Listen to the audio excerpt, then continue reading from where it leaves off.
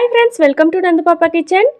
இன்றைக்கி நம்ம புரட்டாசி மாத ஸ்பெஷல் பெருமாளுக்கு உகந்த மாதிரி சூப்பராக ஒரு பானக்கம் ரெசிபி எப்படி செய்யலான்னு பார்க்கலாம். அதுவும் வீட்லேயே சூப்பராக சீக்கிரமாக செஞ்சு முடிச்சிடலாம்.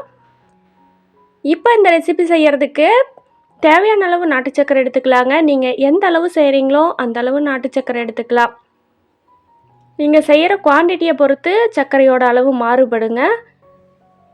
இந்த பானகம் வந்துட்டு நீங்கள் நாட்டு சர்க்கரையில் செய்யும்போது சூப்பரான டேஸ்ட்டில் இருக்குங்க. நாட்டு சர்க்கரை சேர்த்துட்டு தேவையான அளவு தண்ணி விட்டுக்கலாம். சர்க்கரை கரையிறது அளவுக்கு நல்லா தண்ணி விட்டுட்டு இப்போ கொஞ்சமாக இஞ்சி கொட்டி வச்சுருக்கிறேங்க. பச்சை இஞ்சி தாங்க, அது கொஞ்சம் போட்டுக்கலாம்.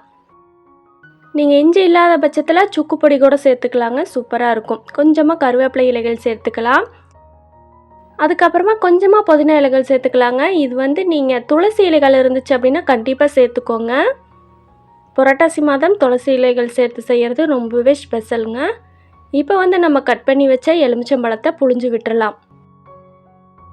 புளிப்புக்கு தகுந்த மாதிரி புழிஞ்சு விட்டுறலாங்க.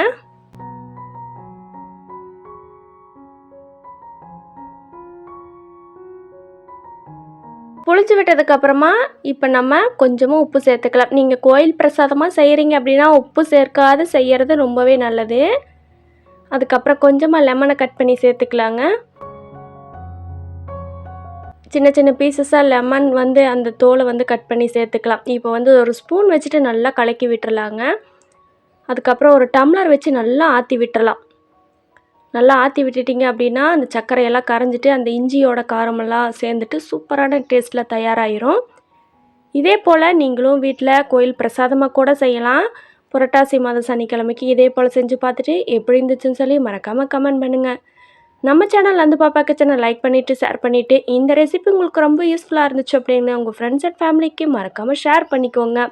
கூடவே இருக்கிற ஹைப் பட்டனையும் ப்ரெஸ் பண்ணிக்கோங்க. இதே போல் யூஸ்ஃபுல்லான ரெசிபிஸ் நிறைய இருக்குது நம்ம சேனலில், கண்டிப்பாக செக் பண்ணி பாருங்கள்.